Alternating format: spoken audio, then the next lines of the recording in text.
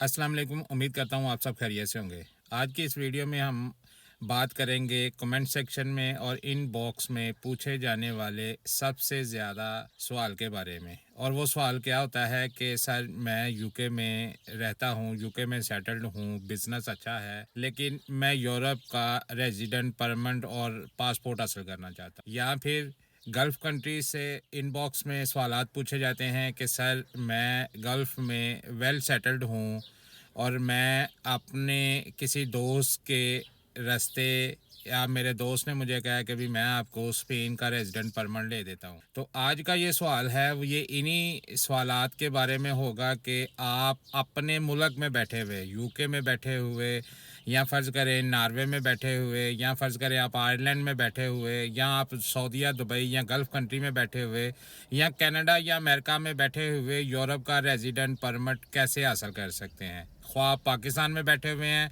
Business करते हैं, वहाँ पे अच्छी जॉब करते हैं, आप यूरोप का रेजिडेंट परमिट हासिल करना चाहते हैं, ख्वाह आप अमेरिका में काम कर रहे हैं, यूरोप का रेजिडेंट परमिट हासिल करना चाहते हैं, ख्वाह आप अमेरिका यूके में रहते हैं, वहाँ पे सेटल्ड हैं और यूरोप का रेजिडेंट परमिट हासिल करना चाहते हैं, या आप गल्फ़ में रहते हैं, वहाँ पे सेटल्ड हैं, अच्छी जॉब कर रहे हैं, पर आप जो है वो यूरोप का रेजिडेंट परमिट हासिल करना चाहते हैं, या आप अपने बच्चों को यूरोप में फ्री स्टडी करवाना चाहते हैं, तो ये वीडियो आपके लिए है। वीडियो शुरू करने से पहले मैं हूं Nayatullah, Spanish national, living in Germany with many many years immigration consultancy experience in Europe. तो अगर आप भी मेरी तरह यूरोप में रहना चाहते हैं या अपने बच्चों को यूरोप में पढ़ाना चाहते हैं तो मेरे चैनल को फॉलो और सब्सक्राइब कर लें। इस चैनल से आपको यूरोप के बारे में बहुत सी मुफीद टिप्स एंड ट्रिक्स मिलते रहेंगी। तो आए टॉपिक की तरफ वापस चलते हैं। तो स्पेन में अगर आप स्पेन में रहे बगैर रेजिडेंट परमिट हासिल करना चाहते हैं तो पहले उसके खर्चे के बारे में बात करते हैं कि उसका खर्चा क्या आएगा। स्पेन में परमानेंट रेजिडेंट परमिट हासिल करने तक जो आपका खर्चा आएगा वो नियर अबाउट 30+ आएगा। ये डिपेंड करता है कि ये आप कहाँ से आ रहे हैं। अगर आप यूके से आ रहे हैं तो ये आपका 30+ यूरो होगा, और अगर आप अमेरिका कनाडा से आ रहे हैं तो ये 40-50+ थाउजेंड यूरो होगा, और अगर आप गल्फ़ कंट्री से आ रहे हैं तो फिर भी ये आपको यही कॉस्ट पड़ेगी। पहले हम बात करते हैं कि आप यूके से अगर रेजिडेंट परमिट या अपनी फैमिली को यहाँ पे बुलवाने के लिए रेजिडेंट परमिट लेना चाहते हैं, या किसी भी वजह से आप PSW पे हैं या आपको वहाँ का फ्यूचर नज़र आ रहा है कि भी आप आगे वहाँ पे फर्दर स्टडी नहीं कर सकते, तो आप यूके में बैठ के अगर ये ज़हन बना रहे हैं कि भी आप यूरोप में जाकर वहाँ पे पदरोन करवा कर पेपर बनवा लेंगे तो उसके ऊपर कोई ख़र्चा नहीं आएगा, तो ये आपकी सबसे बड़ी गलत फहमी है।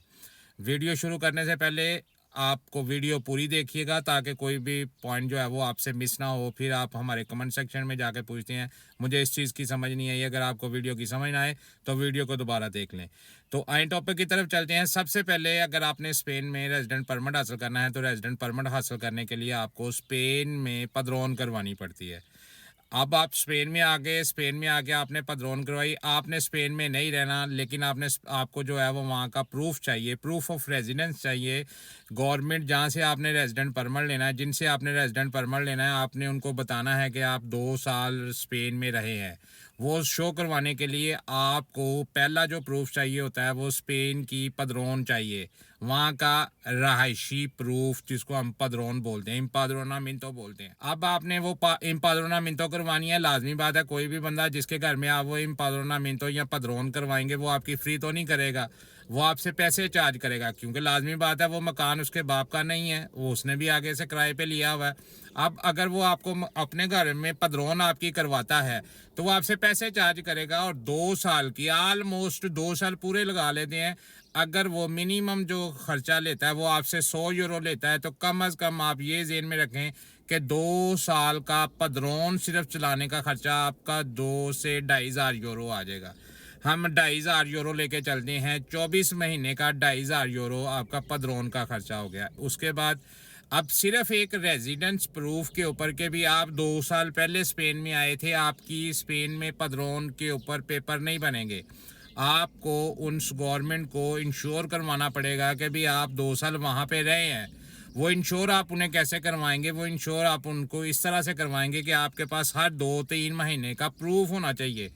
आप स्पेन में रहे हैं, आप स्पेन में बीमार भी हुए हैं, आपने स्पेन में दवाई भी ली है, आप स्पेन में रहे हैं, आपने वहाँ पे कोई छोटी मोटी काम भी किया है। काम से मुराद के आपने वहाँ पे पैसे गेन करके आपकी फैमिली पाकिस्तान में, आपने कभी उनको महीने में 100-50 उनको भेजे हैं।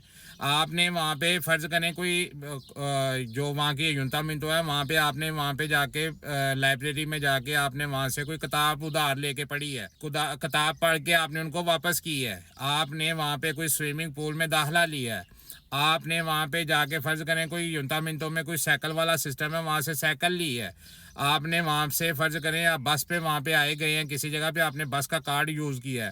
ये चीज़ें जो हैं ये आपने उनको शो करवानी है कि भाई आपने वहाँ पे 2 साल गुजारे हैं। आप एक दफ़ा स्पेन यूके से स्पेन आए हैं, स्पेन आके आपने वहाँ पे पदरोन करवाई है, पदरोन करवा के आप वापस चले गए हैं, तो आपको सिर्फ एक पदरोन की बेस पर पेपर 2 साल बाद नहीं मिलेंगे।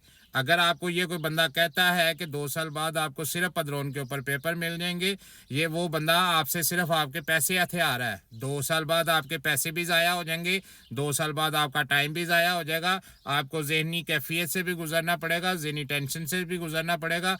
क्यों कि जिस वक्त बंदा जो है वो एक उम्मीद लगा के बैठा हुआ होता है कि भाई 2 साल बाद मुझे पेपर मिल जाएंगे, और उसकी वो उम्मीद टूटती है तो उसको तकलीफ होती है। और अगर आप ये सोच रहे हैं कि 2 साल बाद आपका PSW ख़त्म होगा, 2 साल बाद आप PSW ख़त्म करके आप जो है वो स्पेन में जाके तो पदरोन आपने करवाई हुई है, वहाँ पे जाके आप पेपर आपके पास होंगे, आप वहाँ पे जाके काम कर लेंगे, पेपर नहीं मिलेंगे। मैं आज आपको बता रहा हूँ, एक प्रूफ जो रेजिडेंस प्रूफ है उसके ऊपर 2 साल बाद आपको पेपर नहीं मिलेंगे, पहली बात। दूसरी बात, अब आप फ़र्ज़ करें आप यूके में रहते हैं, आपने एक दफ़ा ये पदरोन करवा लिया, आपने पहले प्रूफ बनाए, फिर आप 2-3 महीने बाद फिर वापस आ गए, आप इस तरह करके आप साल में 3-4 दफ़ा यहाँ पे स्पेन में आए, यहाँ पर आके आपने अपने प्रूफ बना लिए, ठीक हो गया। अब आप जब भी आएंगे जहाज़ पे आएंगे, यहाँ पर आएंगे, खाएंगे पिएंगे, 1-2 दिन 3 दिन यहाँ पे रहेंगे, यूके में काम छोड़ के आएंगे, यहाँ पर आके प्रूफ बनाएंगे, यहाँ पे खाएंगे पिएंगे। चले हम एक विज़िट का 200 रुपया भी लगा लें, साल में आप 4 विज़िट करेंगे, 4 विज़िट का हम जो 2 साल का हम 1500 रुपया खर्चा लगा लेते हैं।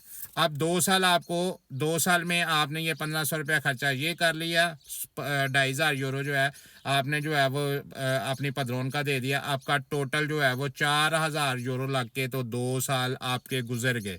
2 साल आपने यूके में काम किया, लेकिन 2 साल के आपके यहाँ पे प्रूफ बन गए। अब क्या करना है? अब आपको सबसे पहले जो जिस चीज़ की ज़रूरत होगी वो आपको वर्क कॉन्ट्रैक्ट है। आप स्पेन में नहीं रहे, आपने स्पेन में कोई काम नहीं सीखा, आपको स्पेनिश नहीं आती, अब आप जो है वो बिल्कुल रेडी है रेजिडेंट परमिट अप्लाई करने के लिए। अब सिर्फ आपको एक वर्क कॉन्ट्रैक्ट चाहिए 1 साल का। आपके पास कोई वोकेशनल ट्रेनिंग कोर्स नहीं आपने स्पेन में किया, लैंग्वेज नहीं सीखी, आपने जो है कोई भी कॉन्टैक्ट नहीं बनाए, रेफरेंस नहीं बनाए, आप किसी के पास प्रैक्टिकल करने के लिए नहीं गए, या आपने यहाँ पे चोरी छुपी किसी के पास दिहाड़ियाँ नहीं लगाई, आपको स्पेन में कोई बंदा नहीं जानता, आपका किसी के साथ कोई रब्ता नहीं है। नॉर्मली स्पेन में जो रेट चलता है वर्क कॉन्ट्रैक्ट जो अभी चल रहा है वो 6000 से लेके 7-8 हज़ार रुपया जो है वो लोग चार्ज करते हैं, क्योंकि आप लोग जो है वो यूके से आ रहे हैं, आपका यहाँ पे कोई मिलने वाला नहीं है, कोई तल्लक नहीं है। अब आपके साथ क्या होगा? अब आपको यही जो कॉन्ट्रैक्ट 6-7 हज़ार रुपये का, ये आपको वो लोग जो है वो 10,000 रुपये का बेचेंगे। चले हम 10,000 रुपये का भी नहीं लगाते, हम 8,000 रुपये का लगा लेते हैं। 4,000 रुपये लगाकर आपने पदरोन और 2 साल के प्रूफ बनाए, अब 8,000 रुपये का एक और खर्चा आ गया कि भाई वर्क कॉन्ट्रैक्ट आपको ख़रीदना पड़ गया। चलें ठीक हो गया जी, हमने कोई बड़े तल्लकात इस्तेमाल किया, आपका कोई बड़ा अच्छा दोस्त है जिसने आपको जो है ये जो वर्क कॉन्ट्रैक्ट है ना, ये आपको उसने 8,000 रुपये का दे दिया। अब आपके पास 8,000 रुपये का वर्क कॉन्ट्रैक्ट भी हो गया, आपने 4,000 रुपये इन्वेस्ट भी कर दिया, 8,000 रुपये आपने ये भी लगा दिया। अभी भी मैं आपको ये बता दूं कि अभी भी आपके दिल में ये खौफ होगा कि यार मैं जिस दिन पेपर जमा करवाने जाऊंगा वो जो दफ्तर वाली है वो आपसे मेरे से ये नहीं पूछेगी कि आप 2 साल यहाँ पे रहे, आपको ज़ुबान भी नहीं आती। ये डर में आप रहोगे और ये डर आपकी तरह आपके अंदर होगा। बहरहाल अल्लाह अल्लाह करके आपने पेपर भी जमा करवा दिए, पेपर आपके पास हो गए, आपका टोटल 12,000 यूरो लग के आपको 1 साल का स्पेन का रेजिडेंट परमिट मिल गया। 12,000 यूरो लगा के 2 साल के बाद 3 महीने 4 महीने 6 महीने गुजरने के बाद तकरीबन 2.5 साल के बाद आप ये जेन में रखेंगे 2.5 साल बाद आपको 1 साल का रेजिडेंट परमिट मिल गया। क्या करेंगे इस 1 साल के रेजिडेंट परमिट का? 1 साल तो ऐसे गुजर जाएगा। अब आपने इसको रिन्यू भी करवाना है, और इसको रिन्यू करवाने के लिए 1 साल के रेजिडेंट परमिट को रिन्यू करवाने के लिए आपको कम अज़ कम 6 से 8 महीने टैक्स देना पड़ेगा। 6 से 8 महीने क्यों कह रहा हूँ कि कम अज़ कम 6 महीने टैक्स देंगे तो ये कार्ड रिन्यू होगा। 6 महीने टैक्स दे के आपने इस कार्ड को रिन्यू करवाने के लिए एक सांखेरिया में जमा करवाना है।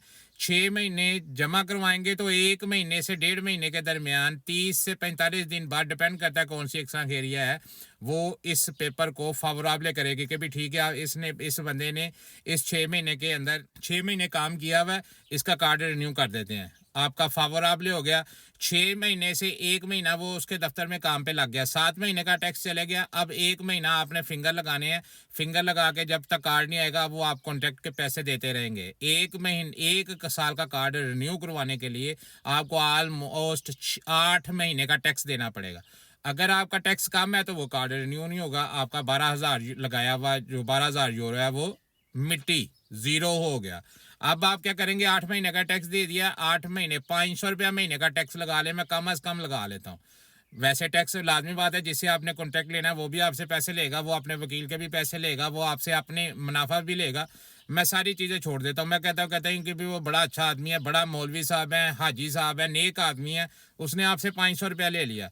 अब उस हाजी साहब ने आपसे 500 रुपया लिया है, 8 महीने का टैक्स देना है, 8 5 40 4,000 यूरो का वो आप टैक्स देंगे। 12,000 यूरो आपने पहले लगाया, 12,000 यूरो, 4,000 यूरो जो है वो पादरोमेंट और प्रूफ बनाने के लिए, उसके बाद जो है आपने 1,500 रुपया आने जाने का खर्चा लगाया, 4,000 रुपया, 2,500 रुपया पदरोन का, 1,500 रुपया वो, 4,000 रुपया, 8,000 रुपये का आपने कॉन्ट्रैक्ट लगा लिया, 12,000 रुपया, अब 4,000 रुपया आपने टैक्स दे दिया, तो आपका हो गया 16,000 यूरो। अब 16,000 यूरो लगा के आपके हाथ में क्या है, सिर्फ 4 साल का कार्ड है, टेम्परेरी 4 साल का कार्ड। ये 4 साल के कार्ड के ऊपर आप क्या कर सकते हैं, या अपनी बीवी को बुलवा सकते हैं। बीवी को बुलवाना है तो फिर आपको टैक्स ज़्यादा करना पड़ेगा। अगर आपका एक बच्चा ज़्यादा है तो एक बच्चे का भी टैक्स दे के आपको शो करवाना पड़ेगा कि भाई ये भी ज़्यादा है, वो टैक्स अलहदा है इससे। वो टैक्स, ये जो टैक्स है जो आपने 4,000 यूरो टैक्स दिया है, ये सिर्फ आपने कार्ड रिन्यू करवाने के लिए दिया है। अगर आपने अपनी बीवी बुलवानी है तो उसका ये 500 रुपया हमने टैक्स लिखा है। फिर अगर आपने बीवी जो बुलवानी है तो फिर आपको हो सकता है 700 रुपया महीने का टैक्स देना पड़े अपनी सैलरी सिर्फ बढ़ाने के लिए। अब अगर आपने अपनी बीवी को सिर्फ बुलवाना है तो वो 700 रुपया हो जाएगा, साथ में एक बच्चा है तो एक 800 रुपया हो जाएगा टैक्स के। 800 रुपया महीने का टैक्स देंगे तो फिर आपकी सैलरी स्लिप इतनी बनेगी कि भी आप अपनी एक बीवी और एक बच्चे को बुलवा लें। जितने बच्चे आपके ज़्यादा हैं उतने पैसे इसमें जो है ना वो आप ऐड कर लें। अगर आपने अपनी माँ को बुलवाना है वो भी बुलवा सकते हैं। ये 4 साल में आप अपनी बीवी बच्चे को यहाँ पे बुलवा सकते हैं, लेकिन उसका टैक्स आपको अलहदा से देना पड़ेगा। ये 4 साल वाला जो टैक्स कार्ड है वो TRC है। पहले 1 साल वाले कार्ड के ऊपर आप अपनी बीवी बच्चों को, माँ बाप को पाकिस्तान से नहीं बुलवा सकते, लेकिन जैसे ही आपके पास 4 साल का कार्ड आ जाएगा, इसके ऊपर अगर आपने टैक्स ज़्यादा दिया हुआ है तो आप अपनी बीवी बच्चों को बुलवा सकते हैं। साथ में आप अपनी मामा को भी बुलवा सकते हैं, पापा को भी बुलवा सकते हैं। मामा पापा को बुलवाना है तो टैक्स देना पड़ेगा, बीवी बच्चों को बुलवाना है तो टैक्स बढ़ाना पड़ेगा। कोई भी काम करना है वो टैक्स से रिलेटेड है, टैक्स के बगैर कोई चीज़ आपको नहीं मिलेगी। अब ये आहिस्ता आहिस्ता करके 4 साल का टाइम भी गुजरना है। 4 साल का टाइम गुजारने के लिए आप तो यूके में काम कर रहे हैं, तो अगर यूके में बैठ के आपने परमानेंट कार्ड यहाँ पे लेना है तो फिर ये जो 4 साल का कार्ड है इसके ऊपर आपको कम अज कम 30 महीने टैक्स देना पड़ेगा। 30 महीने टैक्स देंगे तो फिर ये आपको जो है ना वो ये कार्ड जो है वो आपका रिन्यू होगा। मैं फिर से 500 रुपया इसका खर्चा लगा लेता हूँ, 500 रुपया महीने का। अब 500 रुपया आपने महीने का टैक्स दिया, 40 महीने अगर 30 महीने अगर आपने इसका टैक्स दिया तो 30 को अगर 500 रुपये के साथ मल्टीप्लाई करें तो ये 15,000 यूरो बनेगा। 16,000 यूरो आपने पहले लगाया हुआ है, 15,000 यूरो आपने दोबारा 30 महीने का टैक्स देंगे। इसको जब PR में कन्वर्ट करेंगे, 30 महीने का टैक्स दे के जब इसको कन्वर्ट करेंगे PR में, तो PR हाथ में आने तक आपका ऑलमोस्ट 30 से 35,000 यूरो मिनिमम खर्चा आ चुका होगा।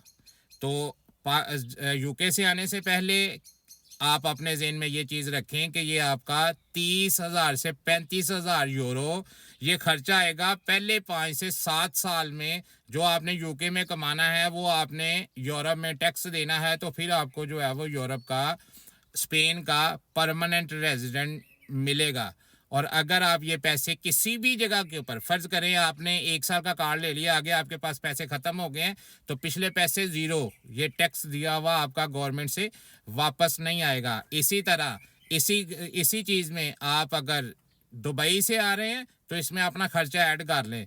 जो मैंने यूके का खर्चा बताया 200 रुपया फ़ी चक्कर का, आप अपना आने जाने का खर्चा और टिकटों का खर्चा इसमें ऐड कर लें। अगर आप अमेरिका या कनाडा में बैठे हुए हैं तो आप स्पेन का रेजिडेंट परमिट लेना चाहते हैं तो इसमें आप हर महीने 1 साल में कम से कम आपने 4 चक्कर लगाने हैं तो आप एलिजिबल होंगे। अदरवाइज़ वो डाउट करेंगे कि भी आप यहाँ पे थे ही नहीं।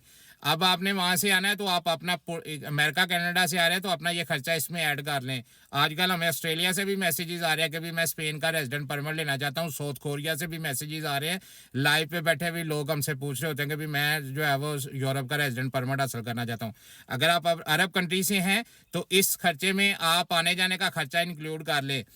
पदरोन के पैसे वही रहेंगे, इसमें जो कॉन्ट्रैक्ट के पैसे हैं वो वही रहेंगे, इसमें जो टैक्स के पैसे हैं वो वही रहेंगे, इसमें जो है रिन्यू करवाने के लिए जो टैक्स है वो वही रहेगा। सिर्फ क्या बदल सकते हैं, आप अपना आने जाने का खर्चा बदल लें, इसमें ऐड कर लें, आपके सामने जो है वो सारी पिक्चर क्लियर हो जाएगी। किसी की बातों में आने से पहले, किसी भी साहिब इल्म से, किसी भी एजेंट की बातों में आने से पहले किसी भी साहिब इल्म से इस बारे में कंसल्ट कर लें। हो सकता है वो कंसल्टेंसी की छोटी सी फीस पे की हुई आपके जो है वो लाखों रुपए बचा दे। अपना ख्याल रखें, मिलते हैं अगली वीडियो में। अल्लाह हाफिज़।